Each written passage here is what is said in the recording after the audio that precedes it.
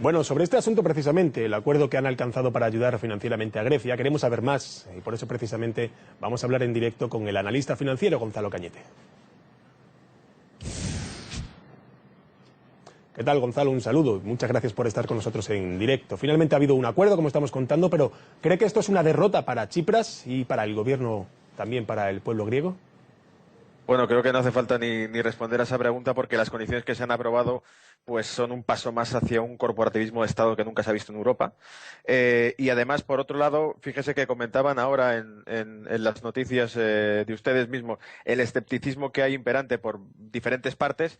El mercado tampoco cree en este acuerdo. Lo digo sinceramente porque es la parte que más controlamos. Anoche se abrió el mercado de divisas con un gap bajista, con una bajada, un debilitamiento del euro, que se ha repuntado con el anuncio del acuerdo. Y la renta variable en Europa, los futuros europeos han subido cuando se anunció el acuerdo, pero no se atreven a continuar esa subida. Llevamos desde hace unas 2-3 horas sin entrar compras y con un mercado francamente lateral.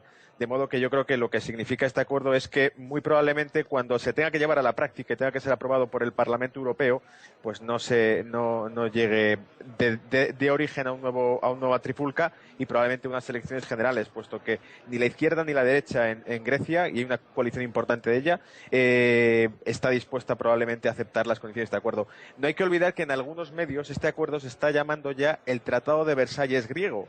Y el Tratado de Versalles, para los que no lo recuerden, pues supuso una humillación a Alemania tras una derrota. Es decir, que se les impuso condiciones económicas muy graves cuando tenían prácticamente una bancarrota en el país. Exactamente lo mismo, pero llevado a Grecia. Ahora se le imponen unas condiciones a Grecia que son un paso más hacia un corporativismo de Estado. Es decir, pasar propiedad pública y real a arcas privadas. Y un detalle importante de esto, no es precisamente ningún organismo de izquierdas el que lo dice, es Standard & Poor's. Standard & Poor's dejó claro que pagar dinero de vuelta, es decir, no hacer frente a los pagos de la troika, no significaba técnicamente un default, porque se está devolviendo euros virtuales a los mismos organismos que los fabrican. De modo que es como si yo a usted le dejo un crédito salido de la nada, que yo mismo estoy fabricando y que anoto digitalmente en una cuenta, y cuando usted no puede pagarlo, en vez de responsabilizar al departamento de riesgos que ha aprobado ese crédito, lo que hago es quitarle su casa, su coche y a su perro también, ¿por qué no?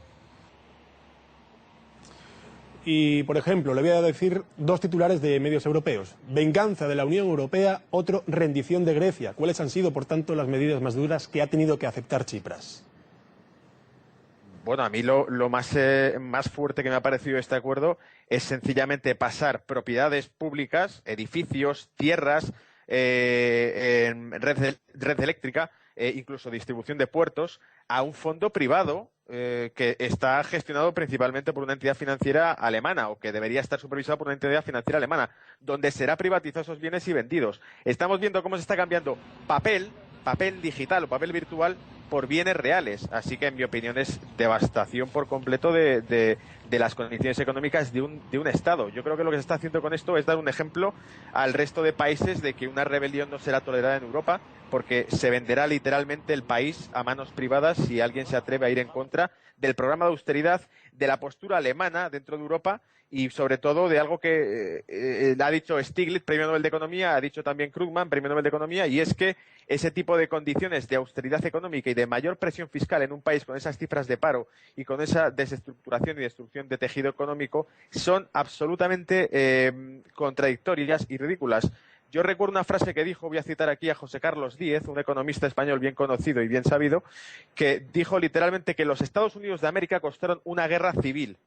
Y dice que los Estados Unidos de Europa, crear un único bloque económico europeo, costará una quiebra de estados. Es decir, que iremos a destruir o a quebrar los estados europeos para poder consolidarlos. Porque un estado que recupera empleo y que tiene crecimiento económico jamás se sometería a estas condiciones. Así que parece que el eslogan que puede llevar aquí la troika es cuanto peor mejor, para que pasen por el aro y asuman las condiciones y agachen la cabeza.